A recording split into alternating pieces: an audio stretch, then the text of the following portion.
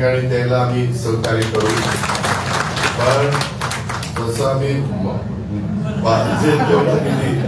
तसं आमच्या मशीनमध्ये पण तवशील दाबा कसा कसा कसा म्हणजे मला पण निधी द्यायला बरं वाटेल ना, माझा हात आखडता येईल. आपण पाहतोय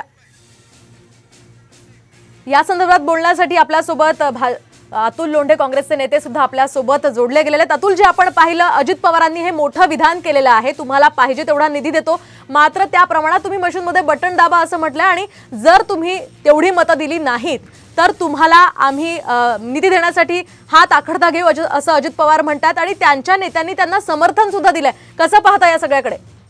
याच्यामध्ये प्रलोभन सुद्धा आहे आणि धमकी सुद्धा आहे, आणि हे आदर्श आचारसंहितेचं सरळ उल्लंघन आहे, ज्याचे ऑडिओ व्हिडिओ एव्हिडन्स अवेलेबल आहे. आम्ही आतापर्यंत जेवढ्या तक्रारी निवडणूक आयोगाकडे केल्या आहेत त्याची एकाचीही दखल घेतली नाहीये. मग मुनगंटीवारांनी भावा बहिणीच्या संबंधाबद्दल किती घाणेरडं वक्तव्य केलं, तिथे एक महिला उभी आहे. मग शिलाजीचा उल्लेख जो आहे तो नितीन गडकरींनी केला ते आहे. सुप्रीम कोर्टाने निर्णय द्यायच्या पहिलेच बावनकुळेंनी सुप्रीम कोर्टाने निर्णय दिला असं खोटं बोलले होते, सुप्रीम कोर्टाची अवमानना केलेली होती. नंतर देवेंद्र फडणवीसांनी सुद्धा म्हटलं होतं की आम्ही गुन्हे मागे घेऊ. राम सातपुतेंचा फोन आला होता त्यांना फोनवर. या सगळ्याच्या ऑडिओ व्हिडिओ एव्हिडन्सेस आम्ही दिल्यानंतर ही निवडणूक आयोगाने कुठलीही तक्रार जी आहे ती दखल घेतली नाहीये.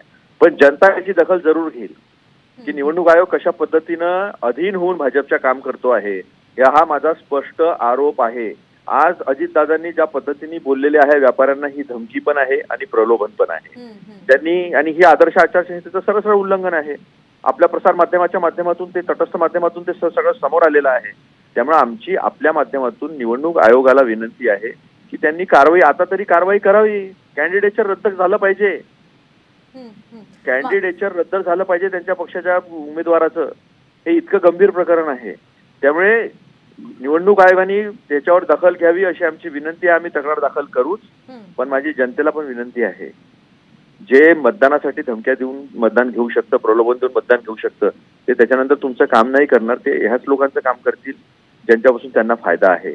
त्यामुळे जनतेच्या फायद्यासाठी काम करणाऱ्या काँग्रेस आणि महाविकास आघाडीला त्यांनी मतदान करावं. अगदी नक्कीच अतुलजी, धन्यवाद साम टीव्हीशी बोलल्याबद्दल. आपण पाहतोय या ठिकाणी अजित पवारांनी जे वक्तव्य केलेलं आहे त्या पार्श्वभूमीवर आम्ही निवडणूक आयोगामध्ये तक्रार करणार असल्याचं अतुल लोंढे म्हणाले.